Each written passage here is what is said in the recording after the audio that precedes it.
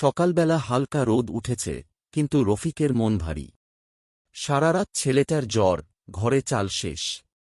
পকেটে মাত্র 200 টাকা, ওটাই আজকের সব ভরসা।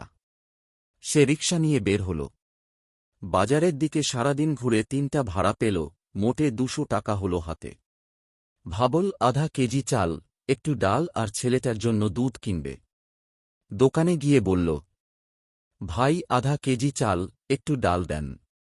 দোকানদার তাকিয়ে বলল, আগের দেনা তো আছে রফিক ভাই, আজ কি পুরোটা দেবেন? রফিক হেসে বলল, না ভাই, এই 200 টাকা আছে, চালটা দেন, বাকিটা পরে দেব। দোকানদার চালটা ও ডালটা মেপে দিল, মোটে 150 টাকা হল দাম। পকেটে এখন মাত্র 50 টাকা বাকি। দোকান থেকে বের হতেই রাস্তার ধারে এক বৃদ্ধা বসে আছে। চেহারায় ক্লান্তি, হাতে ছেঁড়া গামছা। তিনি কাঁপা গলায় বললেন, বাবা, সারাদিন কিছু খাইনি, একটু ভাতের টাকা দাও। রফিক থেমে গেল। পকেট থেকে সেই শেষ 50 টাকা বের করে বৃদ্ধার হাতে দিয়ে বলল, এইটা নেন মা, কিছু খেয়ে নিন। বৃদ্ধা অবাক হয়ে তাকালেন। বাবা, তুমি তো নিজেই কষ্টে আছো।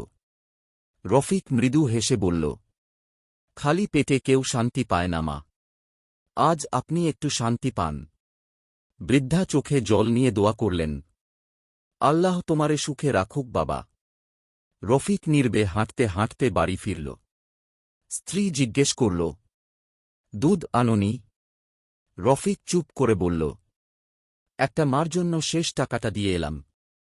রাতে লণ্ঠনের ম্লান আলোয় ছেলেটার ঘুমন্ত মুখের দিকে তাকিয়ে রফিকের মনটা হালকা লাগল।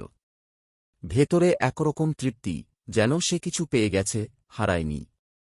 পরদিন সকালে দরজায় কড়া নাড়ল দোকানদার।